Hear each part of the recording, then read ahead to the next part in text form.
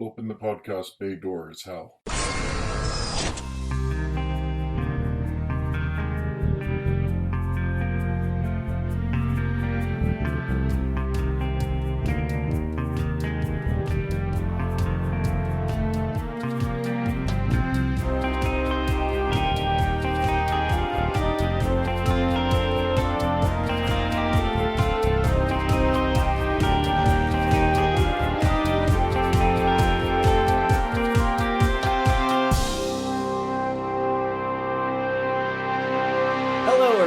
Welcome to episode 42 of Welcome to Geektown.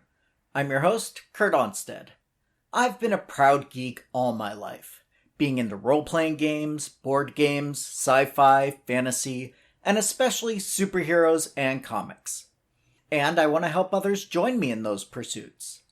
But I've found that sometimes people can get overwhelmed or feel left out because they don't already have what some consider the requisite knowledge to be considered a fan. And that's where Welcome to Geektown comes in. Here, you can ask your questions without feeling like a gatekeeper is calling you out for not yet being fully versed in every aspect of your new interest. Time for this month's shout out to my patrons. Thank you once again to Matthew Saint, Utuk Zul, Josh Bald, co-host of the behind-the-scenes Star Trek podcast, Making It So, and Julio Herrera. I really appreciate you guys, and Julio, I promise I'm working on your question. If you'd like to help the show and get a shout out like these for yourself, go over to patreon.com/welcome to Geektown, and for just $1 per month, you'll get that, plus outtakes from the show and past scripts. Tiffany T has this week's question.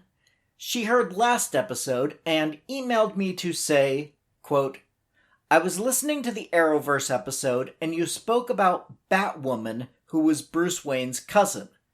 I remember Batgirl being related to Commissioner Gordon in some version. Are the two different women? She then added, Oi, I have no idea how you keep track of all the characters. As to that second part, all I can say is that if you've been reading the comics for over 20 years, it comes pretty naturally. As to the first part, you do remember correctly, Tiffany.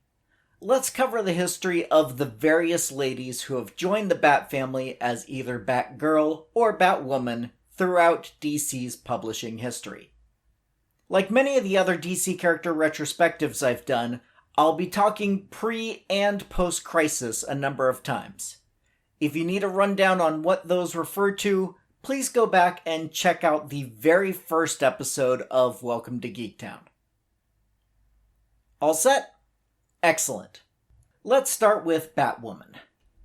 Batwoman was first created by writer Edward Hamilton and artist Sheldon Moldoff back in 1956, first appearing in Detective Comics number 233. After the publication of Frederick Wortham's Seduction of the Innocent, a book that can probably have its own episode dedicated to it at some point, the editors of the Bat books wanted to fight the accusation of an inappropriate relationship between Batman and Robin, and so brought Batwoman in as a potential love interest for the Caped Crusader. Kathy Kane was a Gotham City heiress and former circus performer, who decided to go into crime fighting. Unlike Batman, Batwoman did not have a tragic past that motivated her. She became a costume vigilante for two reasons. One, just because she thought it was the right thing to do, and two, to attract Batman. Adding to the sexism, Kathy kept her gadgets not in a utility belt, but a utility purse, and almost all of her weapons were disguised as stereotypically feminine items like makeup, jewelry, and hair products. This pre-crisis version of the character made several appearances for the next few years, until editor Julius Schwartz took over the Bat books and decided to remove some of what he saw as sillier elements, which included Batwoman and her sidekick Batgirl, who we'll get to in a minute, Batmite, and Ace the Bat Hound. Inevitably, all of these removed characters have shown back up in one form or another. The pre-crisis Batwoman made occasional appearances in the 1970s, with her previous appearances having been retconned to have taken place on Earth 2. With Crisis on Infinite Earths, she and the rest of Earth 2 were wiped out of existence. In the post-crisis world, Kathy was still around, though rarely mentioned, but had never gone into crime fighting. After the new Batwoman was introduced in 2006, we'll get there in a sec, Grant Morrison tried to retcon Kathy as a previous Batwoman who had briefly had a relationship with Batman. Although she is Bruce's aunt, and not through marriage, so ick. But that hasn't been mentioned much since then, so let's just leave that be, shall we? Grant Morrison was one of the writers responsible for the new version of Batwoman, who has been gracing comics and now has been brought to the small screen by Ruby Rose. The other writers who co-created the character are Jeff Johns, Mark Waid, and Greg Rucka, along with artist Keith Giffen. Her first appearance in costume was in issue 11 of the groundbreaking weekly miniseries called 52, but we met her as Kate Kane 4 issues earlier. Catherine, Kate Kane, is the cousin of Bruce Wayne on his mother's side. Yes, Martha Wayne was born Martha Kane. If you've seen the first few episodes of the CW show, some of Kate's backstory will sound familiar to you, although other details have definitely changed. As a young girl, Kate, her mother Gabby, and her sister Beth were all attacked and captured by gunmen. Kate's father, Colonel Jake Kane, led a rescue mission and was able to save Kate, but not before Gabby had been executed. Beth was also thought to have been killed, but reappears as an adult years later as the villain Alice, later Red Alice. As a young adult, Kate attends West Point, but is kicked out when she is outed as a lesbian. Hopefully, this part of her origin will have to be retconned later when no one is old enough to have been kicked out for this reason. After leaving West Point, she returns to Gotham, where she pretends to go to college, but instead lives a party lifestyle. It's during this time in her life when she enters into a relationship with police officer Renee Montoya, who later becomes the second Question. One night, a mugger attacks her, but she quickly and soundly defeats him, with Batman arriving afterwards. Inspired by this encounter, she decides to take body armor and weaponry from the military base her father works at and begins fighting crime. Her father discovers this soon thereafter, but instead of asking her to stop, he funds 2 years of various training around the world, and upon her return, she finds her father has created a Batwoman suit for her.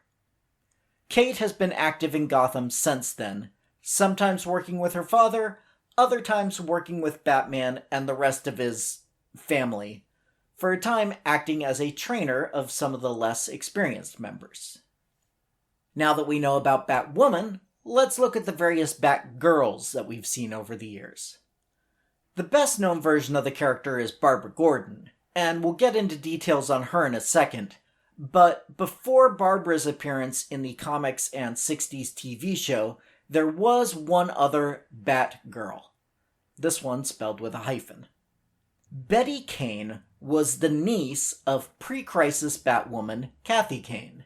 Created by Bill Finger and Sheldon Moldoff in 1961, she acted as Batwoman's sidekick, much as Robin was to Batman. As mentioned earlier, editor Julius Schwartz decided to remove the ladies from the book in 1964, feeling they were too silly and didn't work with the new approach he wanted to take. Post-crisis, a character named Mary Elizabeth Betty Kane has reappeared, taking on the name Flamebird, and later Hawkfire. After Kate Kane's post-crisis debut, Betty was declared to be Kate's cousin, re-establishing a familial relationship between the two, although they very rarely work together. Now we get to Barbara, my favorite of the ladies of the Bat family. Barbara Gordon was introduced in the comics, first appearing in February 1969's Detective Comics number 384, but was created by Bill Finger and Sheldon Meldoff at the behest of the television show producers, who brought her into season 3 of the show in order to attract female viewers.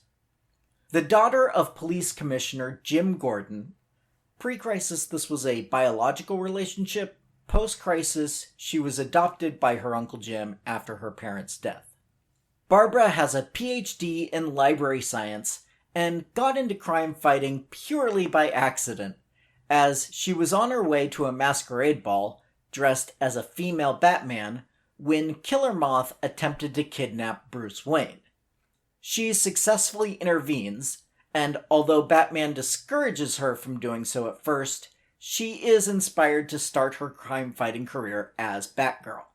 Her popularity led to her appearing all over the DC universe throughout the later 60s and into the 70s. Pre-crisis Barbara semi-retired as a vigilante, having become a congresswoman shortly after revealing her identity to her father, although she teams up with Robin, Dick Grayson, a number of times in the Batman Family comic, and has been tied romantically to the now former Boy Wonder off and on over the years. Post-crisis, Barbara is better known for her unfortunate role in the Batman story The Killing Joke, written by Alan Moore with art by Brian Boland. In the story, Joker shows up at the Gordon residence and shoots Barbara, resulting in her being paralyzed from the waist down. It's also strongly implied that Joker molests her while her father is forced to watch. While this concludes her career as Batgirl, writers Kim Yale and John Ostrander, who are husband and wife, were insistent on keeping her as active in comics as possible, and brought her into the Suicide Squad comic as Oracle, an anonymous computer hacker who assists the squad from behind the screen. Her secret identity wasn't revealed to anyone, including the readers, for 2 years, but the character quickly became the go-to source for information for the heroes of the DC universe. She's considered to be Batman's intellectual equal, and Yale and Ostrander have been lauded for their efforts to show her as someone who can not just function, but excel as a character with a disability. In addition to working with Batman, the Justice League, and others, Barbara has also created her own team known as the Birds of Prey, with Black Canary and Huntress being the main field agents, although many others, mostly women, have been official or unofficial team members at one point or another, including Power Girl, Big Barda, Lady Blackhawk, and even anti-heroes like Catwoman. Writers Chuck Dixon and Gail Simone are the two main creators associated with the team, collectively writing over 100 issues. During the original Birds of Prey run, there was a young girl named Charlotte, or Charlie, Gage Radcliffe, who wanted to be the new Batgirl, but was dissuaded from taking the name by Barbara.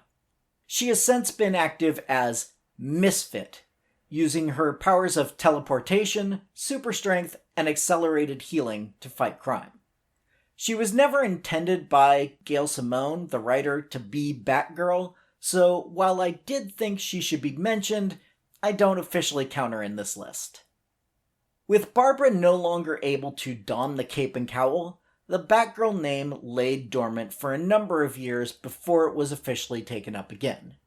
In the No Man's Land storyline, in which Gotham City was officially declared no longer a viable city to live in by the US government, motivated by first a plague, then a massive earthquake striking the city.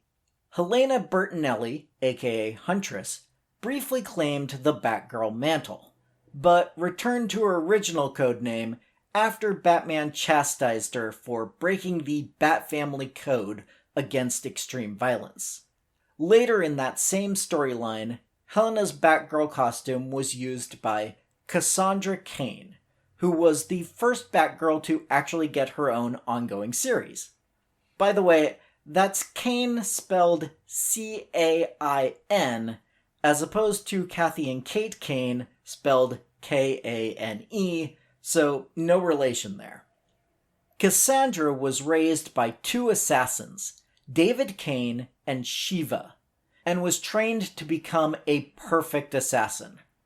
Her training in combat was so intensive, she was never taught to read or speak any language, but instead was able to read human body language so well as to anticipate her opponent's every move. Teaching someone without any language involved seems impossible to me, but it's about as realistic as a radioactive spider bite giving you powers, so let's go with it. After her first assignment as an assassin, Cassandra has a crisis of conscience and vows to never kill again. Batman and Oracle were able to rehab the young woman and also taught her basic English skills as well, and this is when she became known as Batgirl. Cassandra's solo series lasted until 2006, and she abandoned the Batgirl moniker shortly thereafter.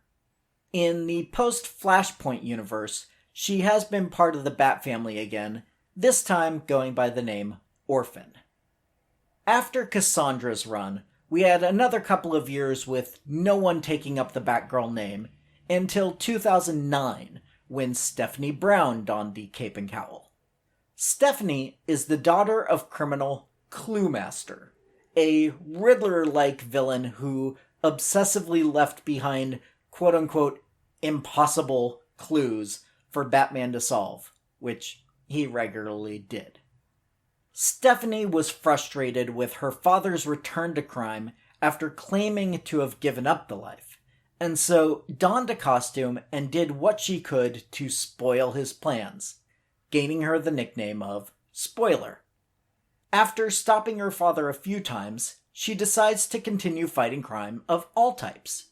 She was a regular supporting cast member in Chuck Dixon's run on Robin, where she and Robin, this is Tim Drake, the third Robin, became friends and then romantic partners.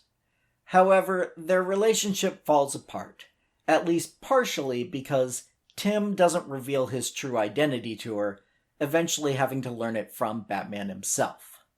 Later, when Tim is forced by his father to give up the Robin title, Stephanie infiltrates the Batcave and insists that Bruce make her the newest Robin. Despite misgivings, Bruce does train her and allow her to become the fourth Robin after a few months. However, when Stephanie disobeys orders in the field, Batman takes the costume away. In an effort to prove herself worthy, Stephanie finds one of Batman's long-term plans for dealing with the criminal underworld.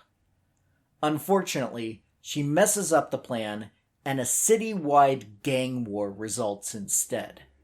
In the aftermath, she's captured by one of the gang leaders, Black Mask, and is tortured. She's able to escape, but is critically injured and apparently dies. Since she hasn't actually become Batgirl at this point, you know that doesn't last. Dr. Leslie Tompkins had actually faked Stephanie's death, trying to discourage any more kids from taking up the vigilante life.